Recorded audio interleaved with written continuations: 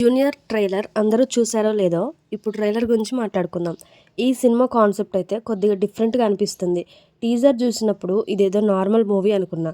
But after trailer తర్వాత ఈ cinema మీద అయితే కొంచెం ఇంట్రెస్ట్ పెరిగింది. తల్లి తండ్రి ఉంటారు. వాళ్ళకి పాపం చాలా రోజులుగా పిల్లలైతే పుట్టరు.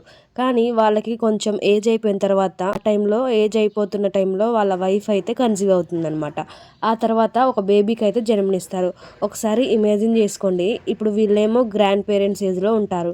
ముసలి వాళ్ళు అయిపోయి ఉన్నారు. ఈ టైంలో వాళ్ళకి పుట్టిన బిడ్డని తాత అని పిలవాలా, అమ్మమ్మ అని పిలవాలా, అమ్మ నాన్న అని పిలవాలా? ఈ కాన్సెప్ట్ ఏదైతే ఉందో చాలా డిఫరెంట్గా ఉంది. అమ్మ నాన్న ఓల్డ్ ఏజ్లో ఉన్నప్పుడు హీరోకి అయితే జన్మనిస్తారు. ఈ ఓల్డ్ ఏజ్ పేరెంట్స్ హీరోని సరిగ్గా అర్థం చేసుకోలేరు. వాళ్ళు చూపించే కేరు, లవ్ మన హీరోకి ఇరిటేషన్ లాగా అనిపిస్తుంది. వీళ్ళ టార్చర్ తట్టుకోలేక హీరో వేరే ఊరికైతే వెళ్ళిపోతాడు జాబ్ కోసం. అక్కడ కూడా ఒక విలన్ అయితే ఎదురవుతుంది. ఆమెడే జెనీలియా. తన కాలేజ్ లైఫ్ ఎలా జరిగింది అండ్ శ్రీలీలతో లవ్ ట్రాక్ ఎలా ఉండబోతుంది అనేది ఈ మూవీ స్టోరీ. అదైతే ట్రైలర్లో క్లారిటీగా అర్థమవుతుంది.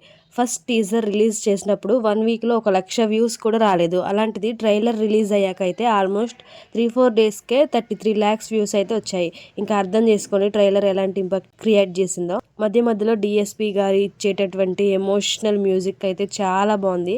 ట్రైలర్ కాన్సెప్ట్ కూడా చాలా బాగుంది అండ్ ట్రైలర్ కూడా చాలా బాగుంది. మీలో ఎవరైనా చూడని వాళ్ళు ఉంటే వెళ్ళి చూడండి ఖచ్చితంగా.